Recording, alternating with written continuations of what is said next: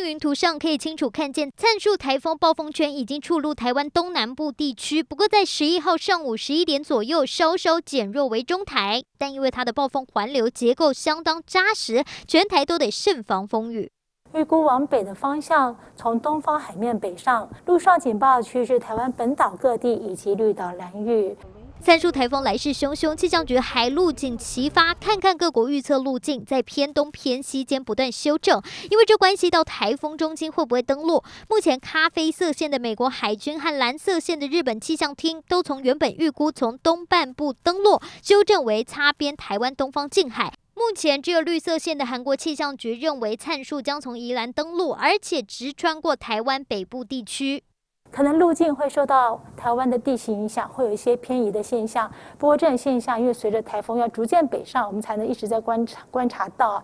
不管灿数台风登不登陆，都可能带来剧烈风雨。目前暴风圈侵袭几率，离岛和台东、恒春都是100%，花莲、宜兰99%，整个东北部地区甚至到桃园都有90%以上的几率，绝对不能掉以轻心。其中中部以北、东北部、东部地区和各地的山区会出现局部性的大雨或豪雨。另外，东北部地区和北部山区会出现豪雨以上等级的降雨。灿数台风虽然强度稍微减缓，但是结构完整，暴风圈更可能笼罩全台，带来的狂风大雨，全台湾都不能大意。寰宇新闻魏红玉、黄韵竹台北报道。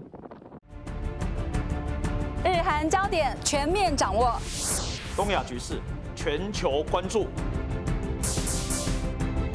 新时代的区域竞合，台湾 in or out。每周四晚间8点58分，寰宇看东亚，带您探索东亚政经脉动。